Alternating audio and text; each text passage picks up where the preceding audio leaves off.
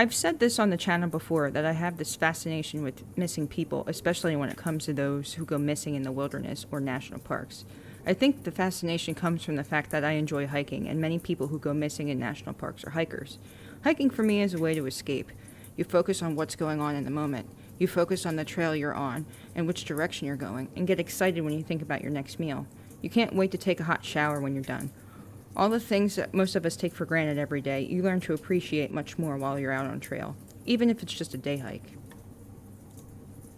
In 2020, hiking in national parks became even more popular. There has been a surge of new, inexperienced hikers who have gone out into the wilderness just to get outside, for obvious reasons. While this is awesome and I encourage people to get outdoors, it has to be done with caution. If you aren't prepared to be out in the wilderness for an extended period of time, it could be very difficult and even deadly. The weather could change on you, and if you don't have the proper clothing, that's a problem. Improper shelter or not knowing how to use your gear is a problem. If you don't pack enough food or you run out of water and can't find a water source, that's also a problem. Being able to navigate using a map and compass is something every hiker should learn, but some people, especially new hikers, rely on cell phones and marked trails, and it's easy to get confused. And let's not forget the wildlife.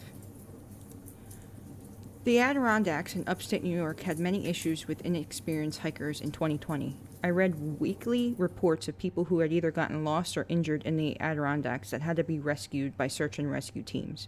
People simply put a backpack on and made their way to a trail without properly researching where they were going and didn't bring the supplies they needed if something were to go wrong.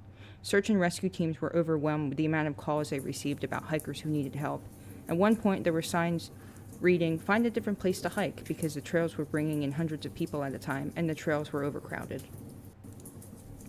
But not just inexperienced hikers go missing in the wilderness. Many experienced hikers go missing in the wilderness and are never found. If you know anything about this subject, then you probably have already heard of Dave Paulides and the Missing 411. Dave has written a series of books and made 2 movies about people who have gone missing in national parks, who have either never been found or have been found under mysterious circumstances. Many of the cases Dave has researched have common similarities. Many of these people are well-educated, avid hikers, but not all. A lot of the times they go missing around bodies of water, granite is nearby, and the area has a lot of berry bushes. Oftentimes, canines searching for a missing person loses their scent. Other times, search and rescue finds the person in an area they previously searched but didn't find the first time, and poor weather is often associated with the search and rescue efforts.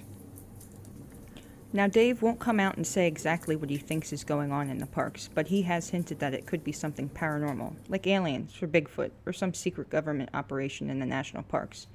Though that could be a reason, I'm not going to completely bash it because there are some cases that are extremely bizarre, but I think the reasons are much simpler. Getting lost, injured in some way, or having a medical emergency on trail are more likely the cause of these disappearances. The National Park Service doesn't help much with the speculation of weird things happening in their parks either. For years, they didn't keep records of the missing people in the various parks. Why exactly? I'm not sure. Maybe for the fear that if the general public knew how many people went missing or died in the parks, they would have fewer visitors, but I think that's a lame excuse. More recently, the National Park Service website does have a list of missing people in the parks, but it's much smaller than the actual amount of people who have gone missing over the years. I'm bringing all of this up as it pertains to today's story of missing hiker Sam Dubal. Sam was reportedly an avid hiker who hiked all across the U.S. and in the Himalayas. He was a well-educated man who studied at Stanford and attended medical school at Harvard and was working on his Ph.D. in medical anthropology at UC Berkeley in 2018. When he was in the medical anthropology program, he went to do a field work in Uganda and studied the Lord's Resistance Army, which is a militant Ugandan group notorious for war crimes, and he would later write a book about it in 2018 called Against Humanity, Lessons from the Lord's Resistance Army. In June of 2020, he began teaching at the University of Washington's Anthropology Department as an assistant professor. As stated before, Sam was an avid hiker, and on Friday, October 9th, 2020, he decided to go on a solo hike at Mount Rainier National Park with plans of returning home the next day. Mount Rainier is located in Mount Rainier National Park, 59 miles from Seattle, Washington. The 14,411-foot summit is the largest mountain in the state of Washington and in the Cascade Range, and it's considered one of the most dangerous volcanoes in the world because it's still active and has the ability of erupting at any moment. Mount Rainier also has the largest amount of hiking deaths due to accidents, foul play, or other unknown reasons. Sam had been spotted the day he left for his hike on the Mother Mountain Loop Trail near Lake Mowich in the park. He came prepared for his overnight hike. He had a tent, sleeping bag, snow gear, rain gear, a cell phone, and a charger. It was also reported that he was an experienced hiker in difficult terrain. Unfortunately, Sam never returned home from his hiking trip and was reported missing on October 12, 2020. Mount Rainier National Park Service search and rescue teams conducted an intense search of the area for 9 days.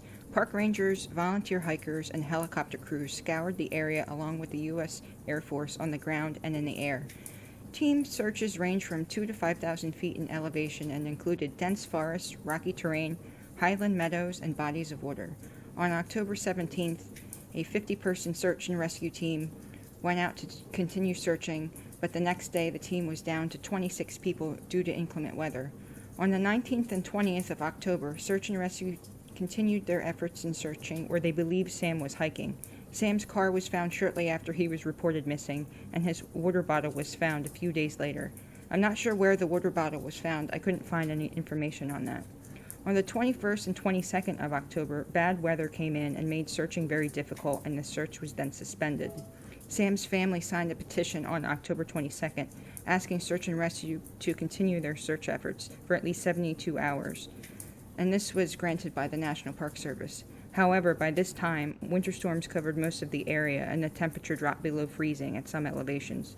Just a day after Sam went out for his hike, a storm washed out the crossing that he would have used to traverse the Carbon River.